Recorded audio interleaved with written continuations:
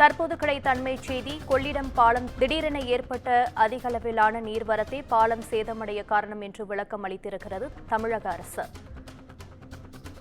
இது குறித்த கூடுதல் விவரங்களை எமது தலைமை செய்தியாளர் சிவா வழங்க கேட்கலாம். வணக்கம் சிவா, இது குறித்த கூடுதல் விவரம் என்ன?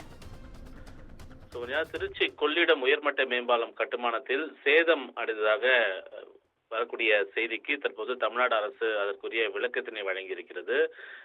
திருச்சி நெடுஞ்சாலையில் இருக்கக்கூடிய திருச்சி திண்டுக்கல் சாலையில் அமைந்திருக்கும் கொள்ளிடம் ஆற்றின் குறுக்கே 2014-15 தான் ஒருங்கிணைந்த சாலை உள்கட்டமைப்பு மேம்பாட்டு திட்டத்தின் மூலமாக உயர்மட்ட பாலம் கட்டக்கூடிய பணிகள் என்பது ஒட்டுமொத்தமாக 24 கண்களுடன் 792 மீட்டர் நீளத்திற்கு மேற்கொள்ளப்பட்டது என்று தமிழக அரசு தெரிவித்திருக்கிறது. 2018 காவிரியில் ஏற்பட்ட மிகப்பெரிய ஒரு வெள்ளப்பெருக்கு கொள்ளிடம் ஆற்றில் திருப்பிவிடப்பட்டதால் பாலத்திற்கு இணையாக இருந்த பழைய இரும்பு பாலத்தினுடைய கண் 18, 19 ஆகியவை மிகவும் மோசமடைந்து அந்த பாலத்தின் வழியாக வெளியேறிய ஆற்றுடைய வெள்ள நீரால் அடித்து செல்லப்பட்டது என்று தமிழக அரசு குறிப்பிட்டிருக்கிறது. புதிய பாலத்தினுடைய பால தூண்களாக இருக்கக்கூடிய 18, 17, 19, 20, 21 ஆகியவற்றில் இருக்கக்கூடிய நிலத்தூண்கள் வரையில் மணல் அரிப்பு ஏற்பட்டு 2 to 4 மீட்டர் ஆழம் வரை ஃபைல் கேப் மட்டத்திற்கு மண்ணரிப்பு ஏற்பட்டது என்றும் தமிழ்நாடு அரசு குறிப்பிட்டிருக்கிறது.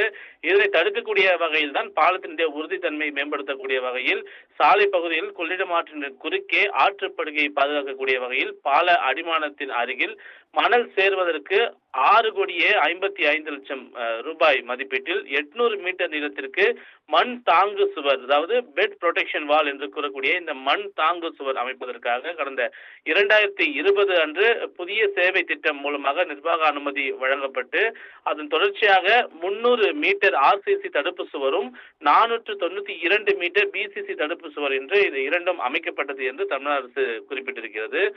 தற்போது பருவமழை காரணமாக கர்நாடக மாநிலத்தில் ஏற்பட்டிருக்கக்கூடிய கனமழையால் காவிரி ஆற்றில் வெள்ளப்பெருக்கு ஏற்பட்டிருப்பதாகவும் அதிக நீர்வரத்து காரணமாக மேட்டூர் அணையிலிருந்து 1,50,000 கன அடி நீர் கடந்த 31ஆம் தேதி இரவு அன்று திறந்துவிடப்பட்டிருக்கிறது என்றும் திடீரென ஏற்பட்ட இந்த நீருடைய வரத்து காரணமாக கொள்ளிடம் ஆற்றில் இந்த நீர்வரத்து திருப்பிவிடப்பட்டதால் பாலத்திற்கு அருகில் அமைக்கப்பட்டிருக்கக்கூடிய இந்த மண் தாங்கு சுவரில் ஏறத்தாழ 300 மீட்டர் அளவு பாலத்தினுடைய கண் பகுதியாக இருக்கக்கூடிய 22, 23 ஆகியவற்றுக்கு இடைப்பட்ட பகுதிகளில் மேல் நோக்கி தடுப்பு சுவர் நகர்த்தப்பட்டிருக்கிறது என்று கண்டறிந்திருப்பதாக அவர்கள் குறிப்பிட்டிருக்கிறார்கள். தொடர்ந்து இந்த நீர்வரத்து அதிகமடைந்திருப்பதால் நீர்வரத்து குறைந்த பிறகுதான் இதில் இருக்கக்கூடிய பாதிப்புகள் குறித்து முழுமையாக ஆராய முடியும், பாதிப்படைந்துள்ள தாங்கு சுவருடைய விவரங்களை கண்டறிய முடியும் என்று தற்போது தமிழ்நாடு அரசு கொடுத்திருக்கக்கூடிய இந்த விளக்கத்தில் குறிப்பிட்டிருக்கிறது. சுகன்யா,